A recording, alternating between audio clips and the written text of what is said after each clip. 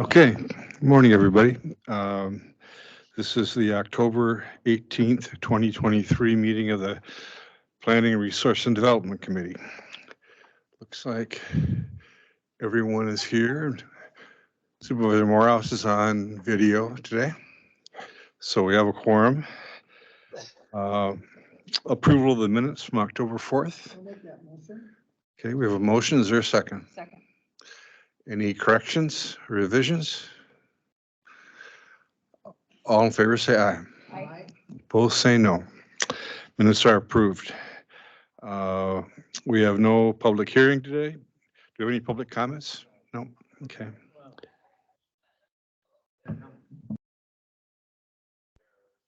You folks want to make a comment? Not? No. No, okay. I thought you're welcome to. Okay.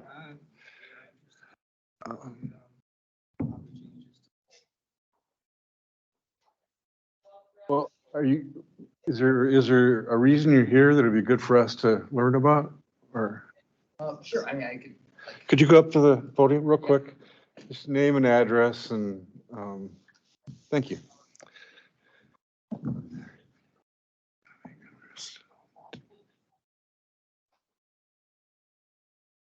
I'm Rand Dixon in 4846 State Road 25 in Menominee. I'm interested in the revisions to the rules around mother-in-law suites, and I understand that that's an item to open that up, open the rules on that somewhat in the ordinance. Okay, thank you very much. Yeah, I mean, I would like to see that opened up and made more accessible. Okay. Thank you. Thank you.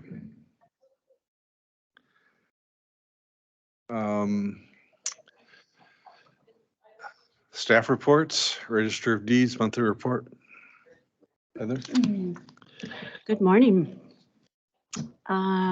So today we filled our part-time Deputy Register of Deeds position. So today is Christy Dutton's first day. So we're excited to be at full staff. And then this isn't in my monthly update, but I wanted to update you on the transfer fee legislation that we've discussed in the past. So there's actually a public hearing today regarding this, and Dunn County passed the resolution that we were in support of the 50-50 split with the transfer fee to remain at the $3 per thousand. But as the bill is presented today, it is reducing the fee from $3 per thousand to $2 per thousand, and then the county share will increase on a tiered level. So like it would be 30% in 23 to 24, 40% in 25, 50% in 2026. So eventually the county would see higher revenue. The Wisconsin Register of Deeds Association has voted to oppose this bill. The Wisconsin Counties Association has indicated they will be supporting it's SB 274. But again, more than 50% of the counties have passed the resolution that was in support of the 50-50 split and the fee to remain at the $3 per thousand. So we're watching that. Personally, speaking outside of the Register of Deeds Association, because they voted to oppose the bill, my vote was to remain neutral, as the county will eventually see an increase in revenue, but it's a little unclear to me the justification to reduce the fee that's been in place for 40 years from $3 per thousand to $2 per thousand. And, there will be a cost associated with that tiered approach. We'll have we'll have software costs to make those changes, and then also probably confusion in trying to calculate a sale price, because for this year it will be, this rate and this, it's just will be confusing to, for people trying to submit the appropriate fees to our office too. So I can share more information with you if you'd like. I did send out an email late yesterday afternoon, I think, to the county manager and county board chair, and I think I included you, Tom, as well, but just wanted to update you on that. like to ask a question about Yeah, that, Mr. Gary. Chairman. So why did the Register of Deeds Association, block it or vote against it? What was the reason behind that? I think just the concerns with the, trying to manage the tiered approach with the changes each year. And then when individuals are submitting their deeds, they have to be able to calculate the appropriate sale price. And there'll just be confusion each year. That's going to change. If you draft a deed in November and you don't record it till January, there could be confusion on what rate should we be using, or, what share should be divvied up between the county and the state. And I think there was concern, well, it will be a hit to the transfer or to the state budget as well. Does that have any trickle down effect elsewhere? I mean, how quickly can we raise the fee if we need the funds again in the future? I think was some of the concerns. I probably do have that written down, but other counties did support it because the county will see the increase eventually. So do you think if there had been just like one change, not a tiered, step, that would have been more acceptable to that association? I Because think you don't have so. to get your books straightened out once and then you're ready to go. Mm-hmm. Yep, I think so. Okay. And I think there was also, it isn't what was passed in the resolutions, obviously, but I think there was also concerns. It's a fee, it's a user fee, so it affects those that are transferring or selling land, where it's not as though this fee is, potentially going to jumpstart the housing market in any way. I mean, I don't know if there's misunderstanding on that, because it is just a user fee. So it's at that time you're selling your property, you have to pay that one-time transfer fee. And so I think that was the other thought, that will this come back around where we'll all be paying these fees? Everyone, not just someone that's selling, how will it come back around, I guess, in the future? But that's for the states. They're the ones that'll have the biggest deficit because they won't. Yeah, I've got numbers and it's pretty substantial. That, what the transfer fee, it's in the millions. I guess I have the numbers here too. I think that, so like for 2022, the state, the fiscal year 2022, the real estate transfer fee generated 150, this is statewide, 151.73 million. So the state retained 121.3 million and counties 30.36 million. But under the current collections, under the bill, counties would be held harmless in 23 and 24, and the counties would receive 10 million more in 2025 and 2026, and in 26, 20.23 million more. So, yeah, it's just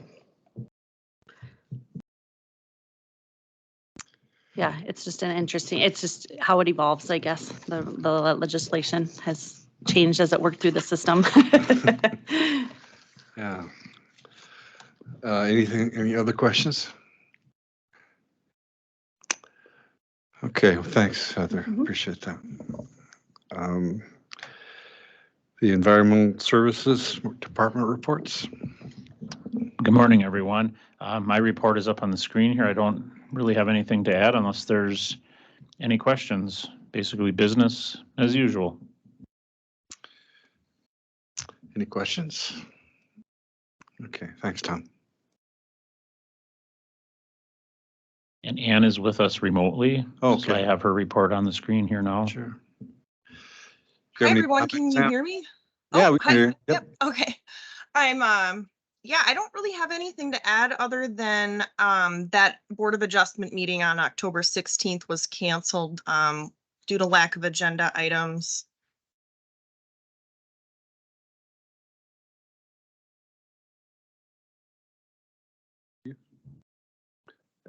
Any questions from the committee? Mike?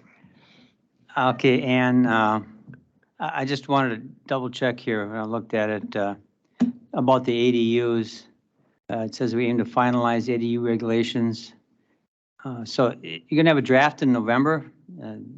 Is that what I'm seeing here? And then hopefully after it comes through the committee, you would be ready to help us finish by the end of the year or early next year. Is that what you're saying? That's what we're aiming for. I mean, I like to make goals pretty high, and if we need to come down to reality a little bit, we might have to, but I could see it going in that direction, just depending on a lot of different factors. Thank you. Any other questions? All right, thanks, Ann. Thank you, guys. Okay, good morning, everyone. On the screen is the report that we submitted this time. Just a few things to highlight there real quick. Heather Wood's with us today. We'll get into the groundwater ad hoc committee recommendations after this and talk a little bit more about the private well monitoring program. Let's see, is it up? Yeah, if you want to scroll down a little bit, Tom, and get into some of the conservation education. So it's been a while due to COVID and some other reasons, but the Tri-County Land Judging Contest with area schools took place here last week. And out of, I think the report says over 90, but I think it was over 100 students participated from around the area. It was hosted near Mondovi in Buffalo County this year, and Menominee School came out on top. So Gene D'Angelo takes that pretty seriously, and it was a pretty good turnout and success for Menominee and winning the contest. So, and then the last thing, number 8 on the item, I just want to mention. I think I've discussed this before, but I co-chair a statewide health and conservation work group that's now become an official committee of the Wisconsin Land and Water Conservation Association. That work group is started back in 2017, 2018 to try to bring public health and conservation departments closer together to working on really any issues that they might overlap, but particularly groundwater. And there's a summit coming up on November 1st that we're organizing. The audience is directed at local agencies such as public health departments and land conservation to try to tie together some more resources and kind of move the needle on where we might work better together and create some opportunities for public health impacts as it relates to land use. So I guess I want to touch base on that and then to inform you that I would not be at the next PRND meeting due to this summit being in Stevens Point. So requesting my excuse. With that, I guess any questions you might have, I'm happy to answer. Any questions? Carrie? So do you meet like once a year and the rest is like, by video or Zoom, or do you meet monthly, or how many times you meet? Yeah, it's roughly quarterly.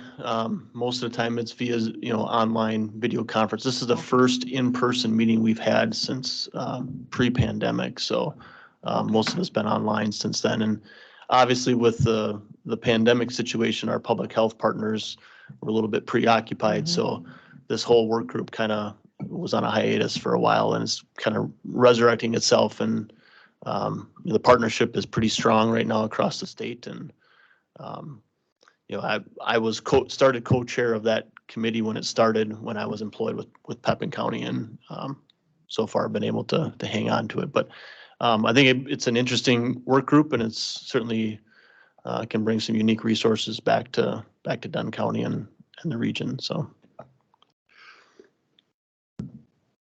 Just wondering, Chase, could you give us sort of an example of the kind of issues that the committee will deal with? Sure. So one of the big ones is, many counties are interested in a private well monitoring program. Okay. And, a lot of counties don't know where to begin.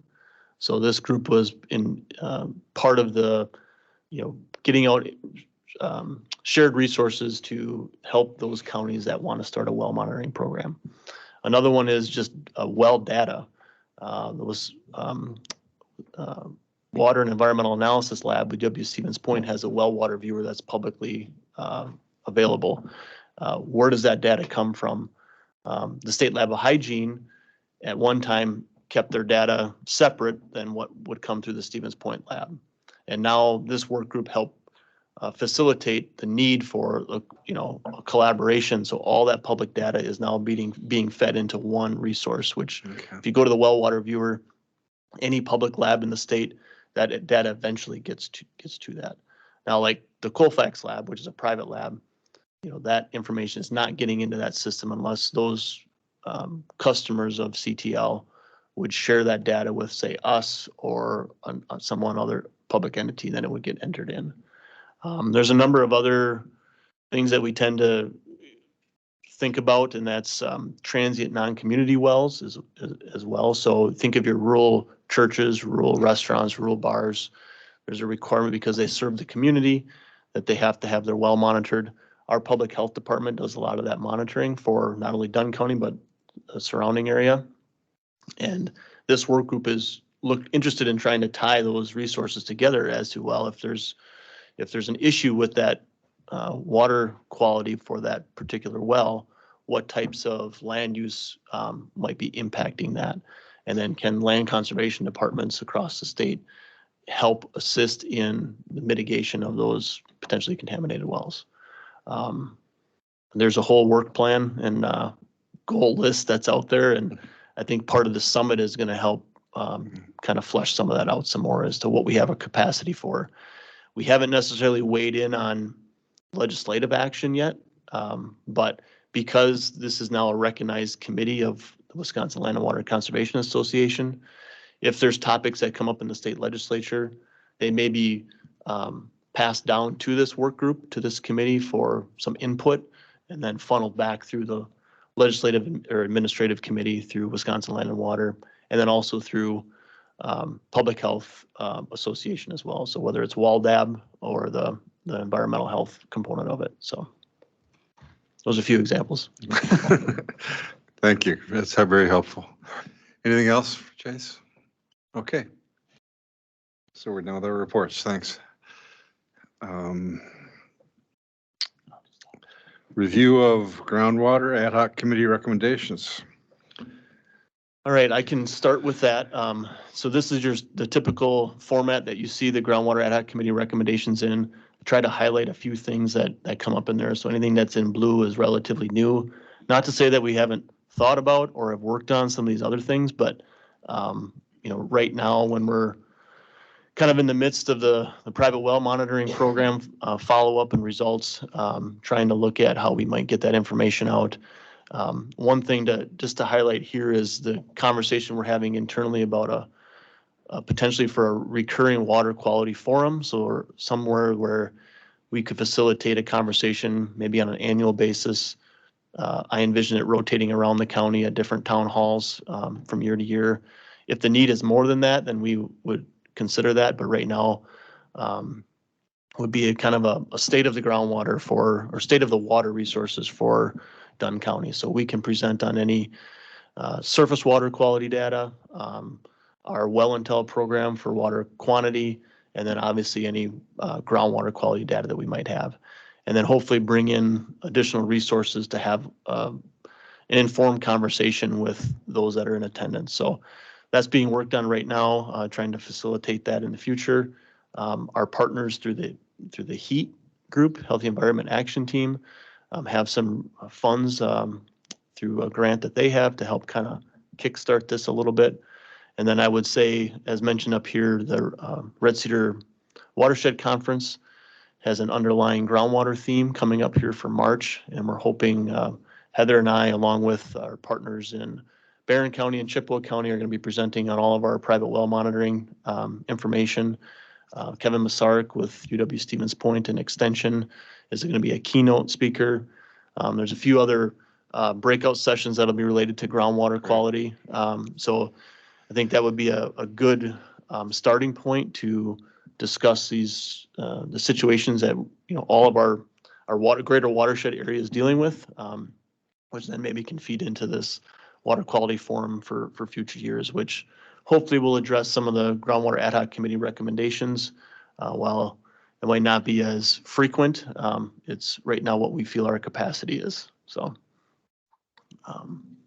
if there's any questions specifically on that, I'd be happy to answer them, and then we'll jump into Heather. She's got a slideshow for us. So. Mike, I already mentioned this to them before others got here. It's interesting, he talked about going out and discussing the quality of water and so forth, because at the city town meeting yesterday, it was discussed, they asked about, what's happening with it. And they're really interested in hearing about it, but hearing about it and how it affects them, the townships. Eric Atkinson was there too, and he's saying, well, yeah, he hadn't thought about it because he hasn't been in a township for so long. So you're way ahead of the game, and they'll be asking for Heather to come and to talk to that committee meeting after a bit. But yeah, so way to go. You're always one step ahead. Well, and I would say too that while we might create this one snapshot in time of a general public forum, but that's not to say that towns can't, request us to come out and meet with them, which we're happy to do. So, okay. Thank you, Mr. Chair. Yeah. I'm just thinking too, that'd be a perfect match at the Red Cedar Conference to have a little more water quality part of it, because you really get a big crowd there. I think a lot bigger than maybe going out around the townships, like there. So I think that'd be a perfect, just maybe part of the agenda and future meetings would be a good place for it to get her there now. And what's your thoughts about, getting all these water testing, which is great? Is it better to get new data or new wells, or see where the trend's going? Check the same wells like 3-4 years later or 2 years later, which is more important, or? Yeah, I think so. A couple things there. Back to the Red Cedar Conference. Another breakout session that will be there will be looking at our farmer-led watershed groups and then the nitrogen optimization pilot program. So looking at some other components that impact groundwater, but also agriculture. So hopefully that will draw more of a diverse crowd to that conference than maybe we've seen in the past to some degree.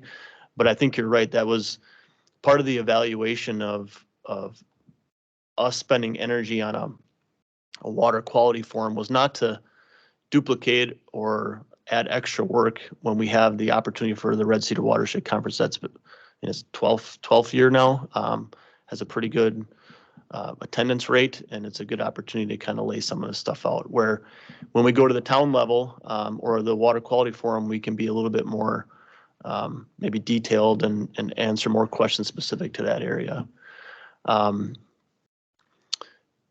The next question was new data versus old data and trend analysis. And I think and I don't want to speak for Heather, but I think she agrees that anybody that wants to test their well, we're going to accept new data at any point in time.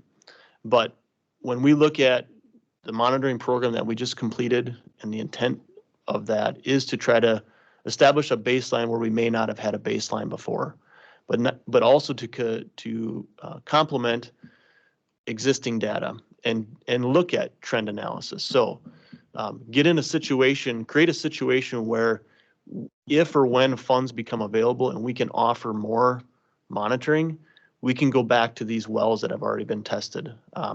In a lot of cases, we have well construction reports for some of these wells, and that's a key component to assessing that water quality.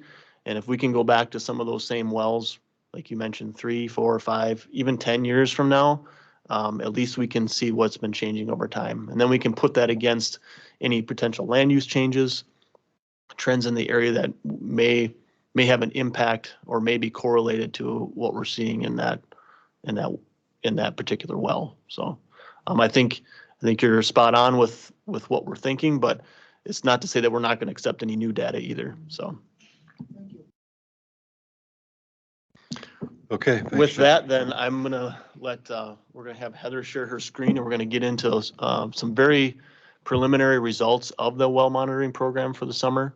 I'll let Heather kind of lead this, but I just want to state that it's, we're not going to get into too much detail here because there's so much data, and trying to tabulate all that data. That's what hopefully we'll be talking about as the winter approaches, and then certainly leading into the Red Cedar Conference. So. I can.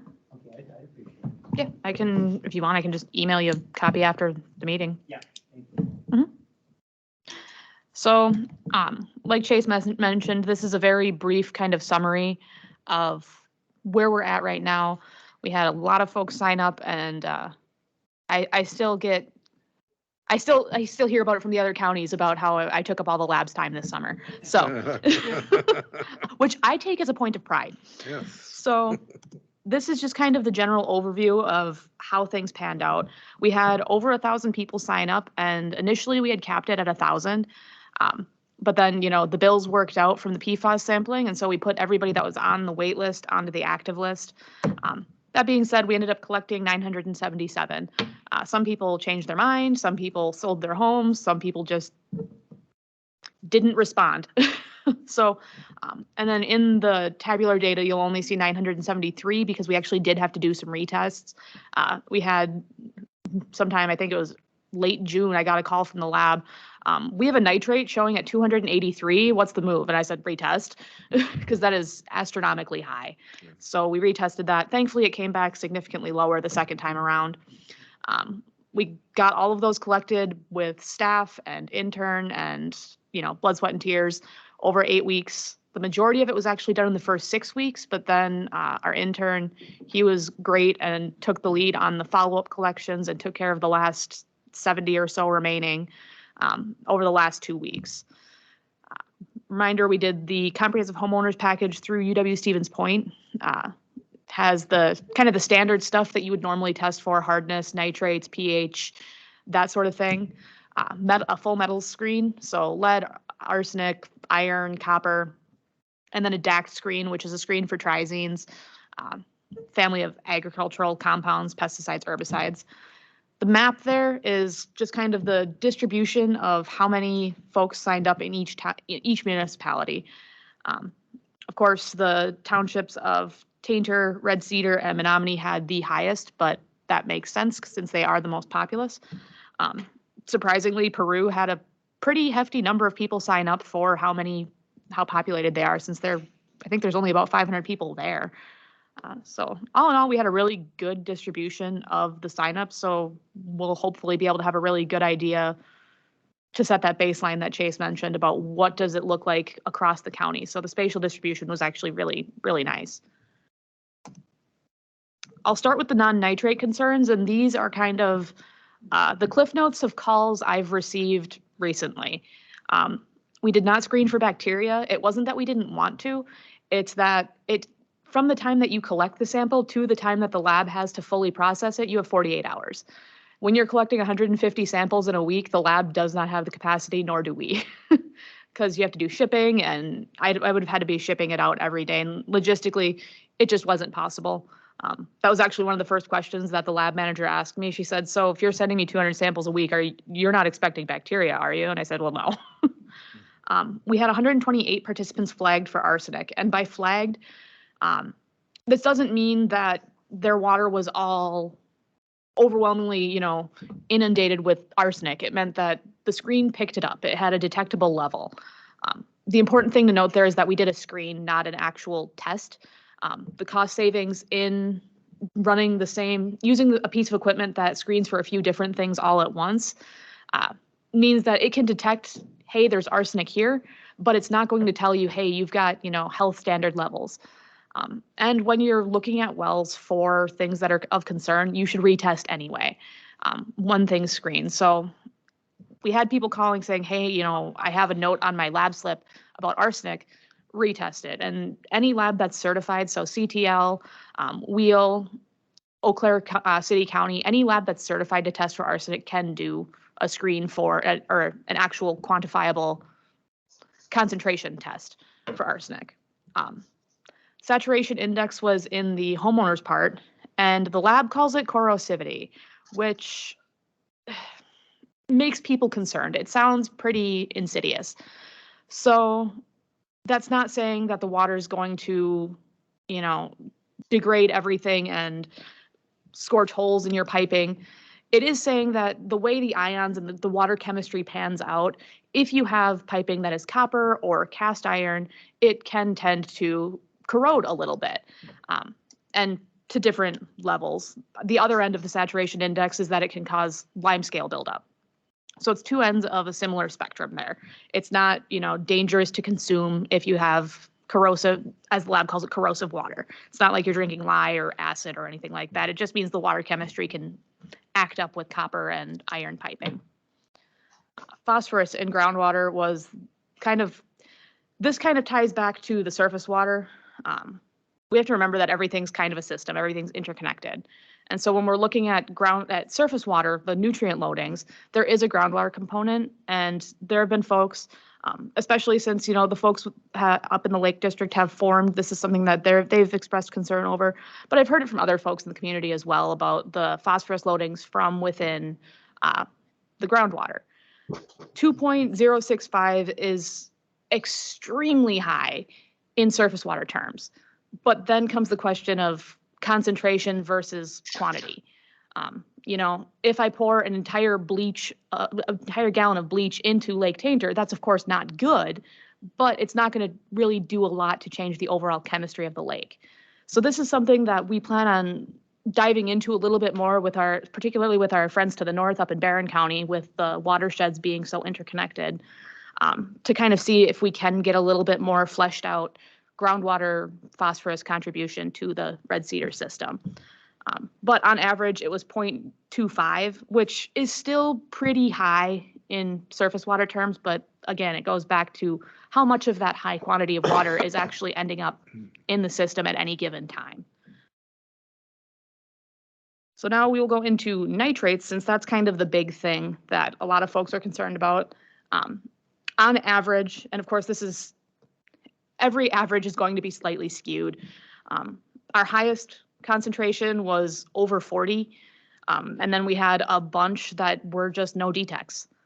So you're going to see a whole spectrum when you look at the actual data itself.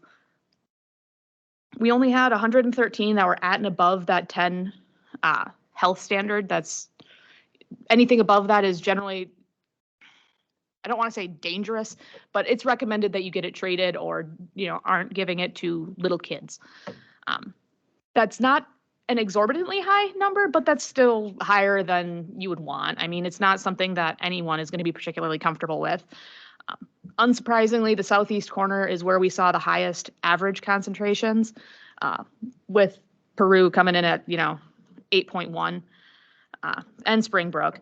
So that's one of those things where once we start really getting into the meat of the data, we'll kind of get a better idea. Are there certain sections where we're seeing issues? Are there other land use correlations, things to that effect? But again, it's not horribly surprising given the soil types and all that stuff down there. And just a note for anybody that had, actually everybody who participated also got information on the state's well compensation program. So for the folks that have that 40 nitrate or are above health standards, they got information from, there was a cover letter, and then I put together a flyer explaining what the well compensation program is, and it's financial assistance through the state for folks who do have contaminated wells. I put our local contact's number on there, and so he's trying to help folks. They would have to get a second test done for nitrate for the DNR to help pay for, give them financial assistance for treatment or a new well or what have you. But this kind of ties back to, like Chase was saying, about connecting resources, getting folks connected to somebody that can help them get something to have access to safe drinking water. Let's see. The next steps. Oop. Thank you. My computer's being moody. There we go. Next steps. So everyone who did participate should have received their results. I've gotten a few concerns from folks who are a little laggy, but the lab was heavily inundated.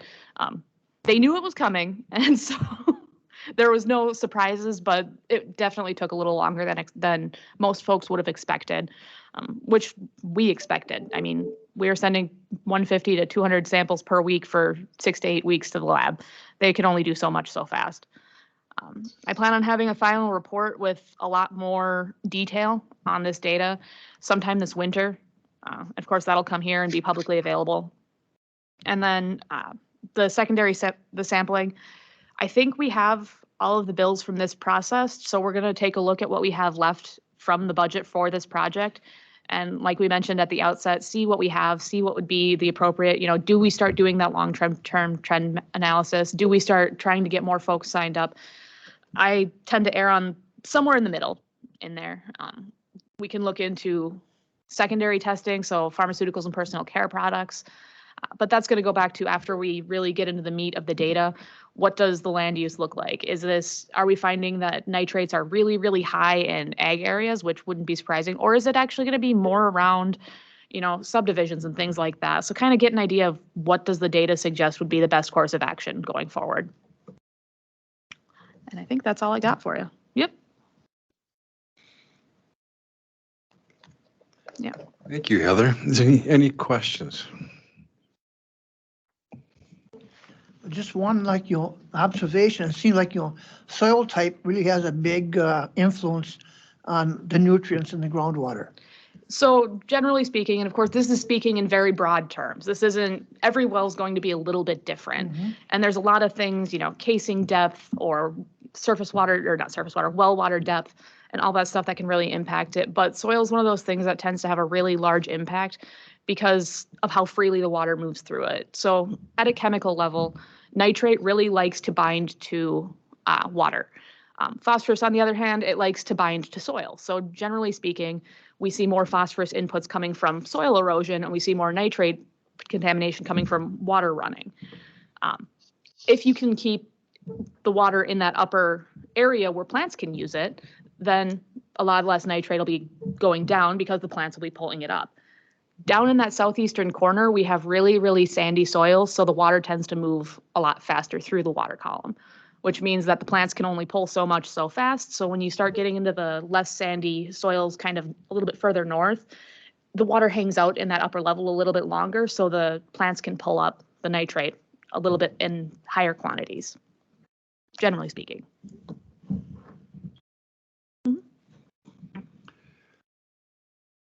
Monica. So that number, 113 wells out of your sample tested too high. So that strikes me as a really high number, a little over 10%. Quite a bit high percentage, actually. Yeah. That's a big problem. Yeah. So what can be done in those areas with the sandy soils to help mitigate that? It really depends. So there's definitely some land use considerations to be had. From everything from over applying nutrients to failing septic systems. I know when I was doing consulting in the surface water realm, when modeling out surface water loadings, you just assumed a certain number of septic systems are failing. And so we can be looking at things like that. There's a lot of different contributions, but generally speaking, if an individual's well has a very high concentration, you typically want to stand at your wellhead and look around and what's within my control. We like to think kind of in 2 dimensions, but we have to remember groundwater is a 3D system. There's been a lot of research done, particularly out of Point, looking at the correlation between the static water level, so the top of the water table, and how far below that the casing is. And a lot of times they'll find that the further below the static water level your casing goes, the lower your nitrates are. And again, broad terms, there's exceptions to every rule.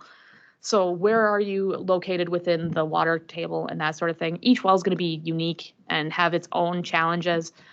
There's some people, a lot of times, the first thing you look at when people have bacterial contamination, well, do you have a varmint-proof well cap? Because mice can get up in there. And so it's a really multifaceted problem. I mean, are there abandoned wells that are just hanging out wide open in the middle of nowhere that we can get sealed up? Are there people over applying fertilizer that we can, talk to them and have a conversation about changing practices or getting cover crops on the ground? And so this kind of goes into a multitude of the work that we do in land and water. And I would just add to that, from a septic system standpoint, keep in mind that even a properly functioning drain field is still not going to treat for nitrate. That is still going to leach from the system. So when we look at rural subdivisions and we look at location of where we're building infrastructure and maybe putting houses, those are the things that we need to consider as well, and whether or not we need to think about different ways to treat waste. From a general ag standpoint, we've talked about the coverage of our nutrient management plan across the county and how we're about 26% right now. The ideal, especially on the groundwater ad hoc committee recommendations, was to achieve 100%. The 590 nutrient management plan standard, to some degree, is not 100% an environmental standard. I mean, it has environmental components, but it also has an economic component to it. And we need to keep that in mind, that what our expectations really are. But the fact of actually having a nutrient management plan and following components of that standard is better than having nothing.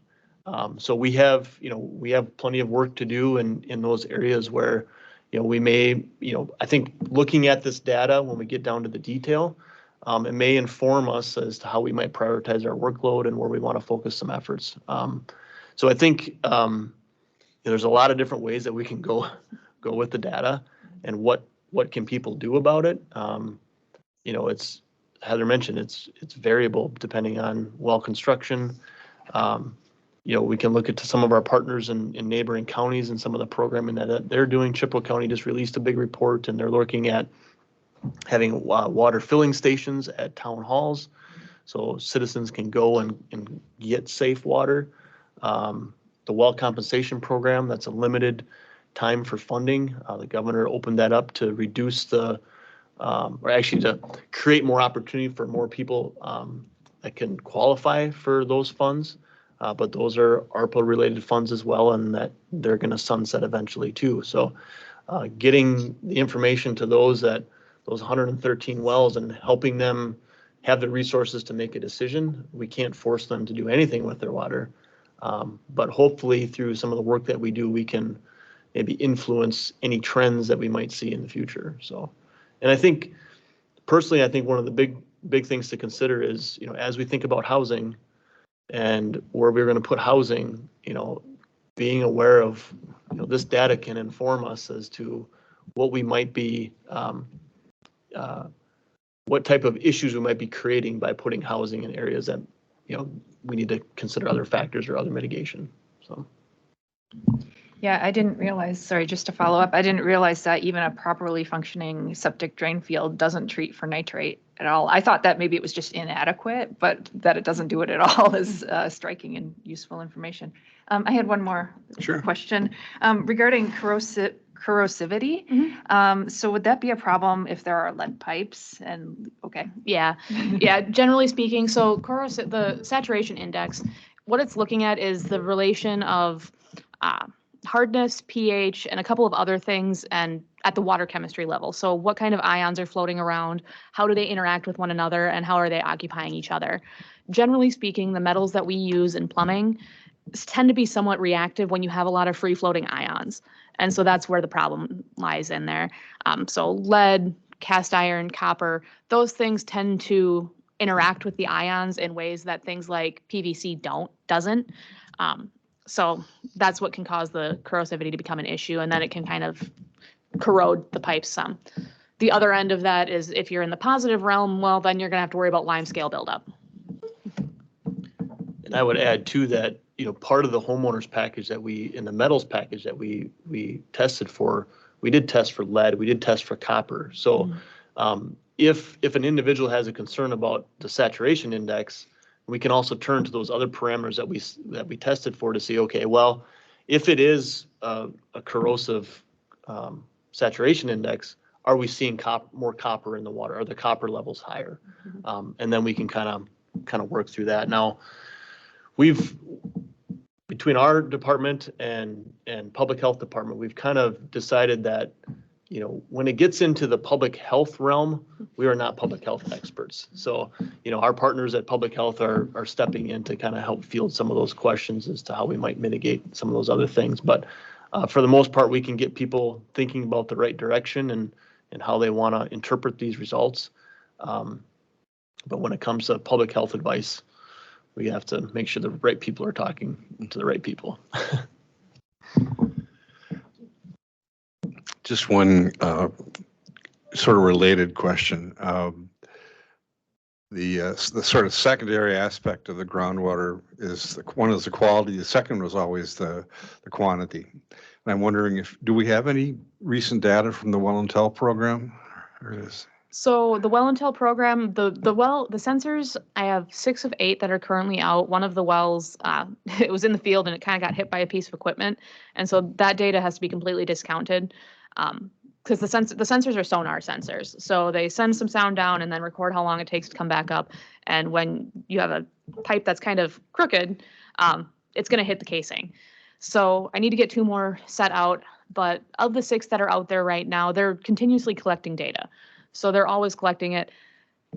Well until the company switched their dashboard, so their analytics software and stuff like that. So I'm still kind of getting acclimated to that. The data's still there. I just haven't had much time to look into it and dig into it, especially since they did it. They've started with a completely new user interface that I'm kind of still learning to navigate. okay. Well, it'd be interesting. Consider in the past, we always I remember Dan always kind of hoped that we get a dry year so we could see what, we did. Yeah. So it'll We be did. interesting. Yeah, and I think, to that effect, the data looking at, since I've been here, what we can see is that the trend is what you would expect. So when you have a dry year, the water table drops. If you have potential impacts for high capacity well pumping, well, that's when they turn them on. So then that impact can be exaggerated. Exaggerated, right? Yeah. If it's a rainy season, well, then that's what we're seeing in the well data. So I think the data is helpful. We question sometimes like the longevity of the program, just to, we've got a number of data, a bunch of data for the last almost 10 years. We intend to continue it, but it was a tri-county program, and some of our other counties are dropping out of it. Okay. So Right. I think thinking back as to why it was installed in the first place, frac sand was a big issue at that time, and the impacts that wells might have on that. And based on the data that's available now, and not seeing maybe the impacts that we were expecting to see, they're reevaluating it.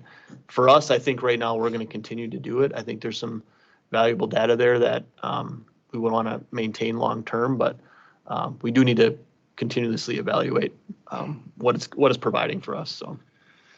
Okay. Anybody else? Great work on this, you guys. I mean, I think we all feel that way. I think in the more detailed report, when we come out, we'll try to throw a little more administrative data at it as well. So thinking about staff time, Heather gets a lot of comments that she mentioned earlier, thanking us for jamming up the lab, but also people being somewhat in awe of us actually pulling this off. People not necessarily comprehending that we actually collected the samples. Yeah. And I think we questioned that and evaluated that in the onset of this as to, do we want voluntary samples coming in, or do we want to go out and take the samples? And I think the experience that staff has had, I would do it all over again the same way. Really? I think there's value in meeting landowners, seeing what's going on in the community. I think every one of us that went out on a sample, we can recall something unique about the day. Heather's going to write a book when we're done with this. So I think there's a lot of other ancillary value that comes with this program, but I think it'd be important to be truthful about the amount of staff time that it took to do it. And Heather mentioned our intern Hunter, and we were very lucky that he was a go-getter and was able to be a self-starter and just run with this. Otherwise, neither one of us would have hair left. So it was a good project. So. Okay. Gary. Just one comment. And you're saying that like a lot of the money or funding came from ARPA, but in the future, isn't some of the money for the farmer-led like watershed, part of that money goes towards the, if they want to, towards water testing. And I know in my township, town of Colfax, we have like a $1,500 every year to go towards water testing. So I think there's a lot of people are starting to step up, not just on a county level, but on a smaller level. Yeah, I think for sure. So yeah, Colfax, the town of Colfax, certainly we are open to continuing that partnership and helping facilitate that. Any other town that would want to do that as well. And as far as farmer-leds, the Red Cedar Conservation Farmers, since their creation, has always sampled private wells. And we said, save your money this year. We'll use these funds to help get that. But certainly they are of interest of continuing monitoring in the future, not only groundwater, but surface water as well. So yes, that is an opportunity for, and actually it's been kind of a scoring point on the application for a farmer-led grant is the state's looking for what's your interest in groundwater. And if farmer-leds that have an interest in groundwater, maybe are doing some monitoring or doing incentivizing practices that could impact groundwater, in the past couple of years, they tend to score higher and have the likelihood of receiving more funds or funds at all compared to the demand for the program. So. Okay, thanks. 8A, the cooperative agreement with Beaver Creek. I'll let Heather jump in if I say anything I shouldn't say, but no, this is a program that we've talked about in the past. It's basically Department of Natural Resources has funds for aquatic invasive species and other lake management type, surface water management type work. They pass that money basically through us, and we can either take that money and implement our AIS programs, lake management programs, or because every county's funds are a bit limited, we can pass that money to, and in this case, it's Beaver Creek Reserve, and they cover 6 counties, I think, five counties, and administer all the aquatic invasive species and lake monitoring type activities. So this is a cooperative agreement that we sign every year. A year ago in October, I brought this before the committee as well. It's basically just reaffirming for the next contract cycle. And our recommendation is to continue with the program. They have one individual, one staff capacity that's covering all 5 counties, which like in any situation is limits your ability to do certain work. But we are seeing action and activity being completed within Dunn County and surrounding counties, but certainly Dunn County is our interest, is our money going where we're hoping it to, and so far we're satisfied with the program. So we're suggesting that and this would just be action item for you today, to continue with this cooperative agreement, and then we can get that processed and sent through to Beaver Creek. So, Any questions? Just a quick question again. Is this money grant money, or is it from your budget, or the 11,000? Yeah, this money never touches our budget. What it is when we sign the cooperative agreement, Department of Natural Resources will funnel those funds directly to Beaver Creek through this process. So it never comes in and out. We don't have to handle anything with it. The only paperwork we have to do is right here, which is pretty nice. So, anybody else? Gary? So is that state money well funded or well funded for the projects? Are we, is the state getting its value out of Beaver Creek? Are they doing enough, or they're making a difference? Yeah, so across the state, it varies as to how this is facilitated. The most common way is the way that we are involved with, where there's an entity that's kind of doing a regional type of approach, which is probably most efficient based on staff capacity with DNR and counties. Some counties may be taking the money directly, it all depends on the need and the, counties with more lakes and more need probably get a larger allocation from the state. And if they get a large enough allocation, they can probably justify putting that effort in themselves. For what is ours, 11,000 roughly, our staff, we just can't put the capacity for that. So that's why we partner. And I think this was a pilot program originally, 3 or 4 years ago, might even been more than that, 4 or 5 years ago. And this area of the state and Beaver Creek was the pilot for that. And it was quite successful, and the state has continued to kind of put some funds towards that. I guess with my understanding that they're happy with it. So could there be more invested? Certainly, but this is the best that they can get right now. And just a follow-up question, can you kind of help them focus on maybe like a unique problem like in Dunn County, or is their agenda set, or can you kind of steer them in the right direction, I should say, for their agenda? So there's the overarching program goals. The program's called the Lake Monitoring and Protection Network. And it's available, like Chase said, to every county in the state. The state allocates a certain number based on the amount of surface water. I want to say Sawyer County has the highest allocation because there's so many lakes up there. So there's certain things that they have to do. It's meant for aquatic invasive species, but then there's also things like water quality. I know internally we've been really directing. We have a couple of new lake groups in the county with Lake O'Galley and Tainter, kind of directing them for invasive species efforts towards that resource that is funded by grant. It's sort of grant state funding that comes through here. But there's the set stuff, and then there's just we can kind of direct them a little bit, and they've definitely helped us in some instances. I know a couple of years ago, I had them help me with an education event I did up in Boyceville at the school. They do things like that, but they're really great resources for the surface water folks. So the lake associations, lake districts, they can get out there and help train volunteers to look for invasive species or to do plant surveys and that sort of thing to help them get their management off the ground. Which in our case, Heather's connected them with like Lake O'Galley Association. They're looking at doing they formed an association looking at doing some projects down there.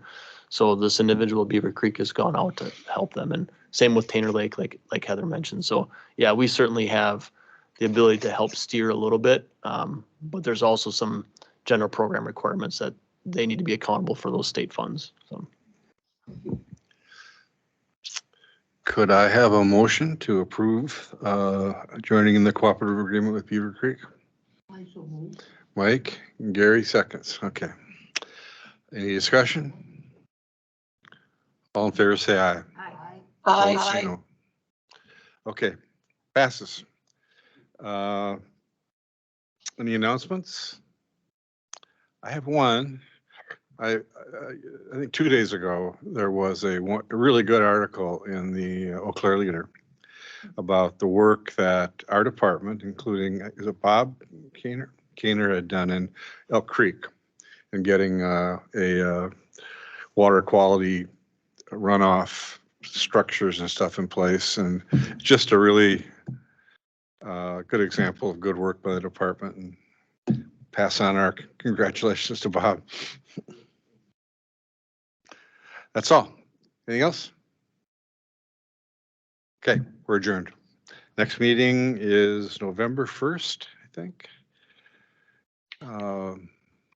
Okay, we're adjourned.